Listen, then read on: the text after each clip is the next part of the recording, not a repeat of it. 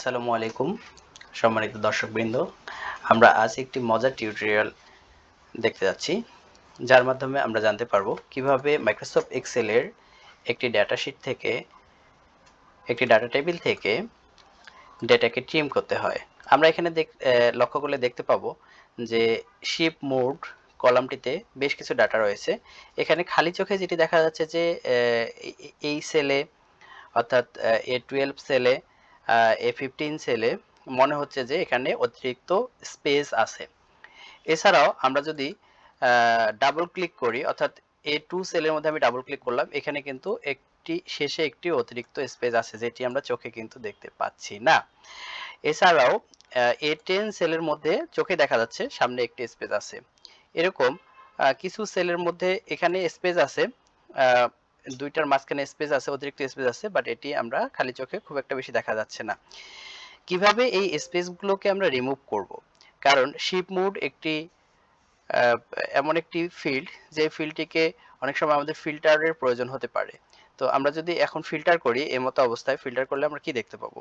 আমরা ফিল্টার করলে দেখতে পাবো যে অনেকগুলো মোড দেখাচ্ছে, হ্যাঁ? কারণ স্পেসের কারণে এগুলোকে এক্সেল এগুলোকে আলাদা বানিয়ে ফেলেছে। তো এজন্য আমাদেরকে এই ডাটাটাকে ট্রিম করতে হবে। তো আমরা এখন ট্রিমিং শিখব। জাস্ট আমরা একটি কলাম তৈরি করে নিব, যে কলামে আমরা শিপ মোড আবার শিপ মোড লিখি, কারণ ট্রিম করার পরে আমরা এখানে ডাটাটিকে পার্মানেন্টলি রাখবো।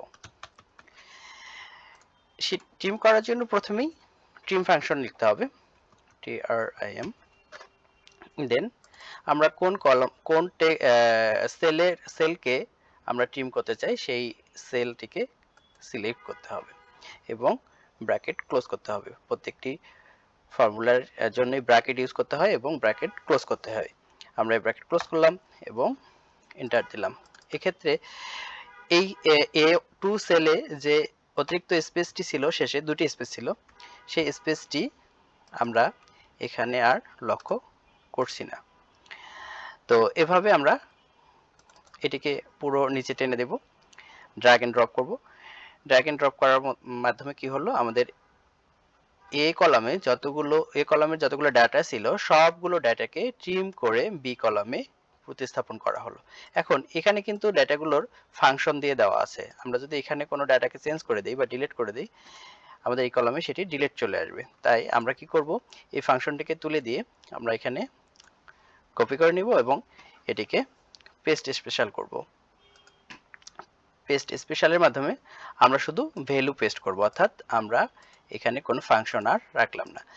আমাদের যে ট্রিম ছাড়া আনট্রিম যে ডাটাটি ছিল আগের কলামটি আমরা পুরোপুরি ডিলিট করে দিলাম। এখন যদি আমরা এটিকে ফিল্টার করি তাহলে দেখতে পাবো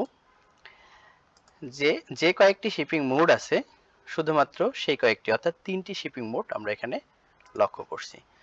তো বন্ধুরা, আশা করি আপনারা এই ট্রিমিং করা এবং ডেটা ট্রিম করার গুরুত্ব বুঝতে পেরেছেন।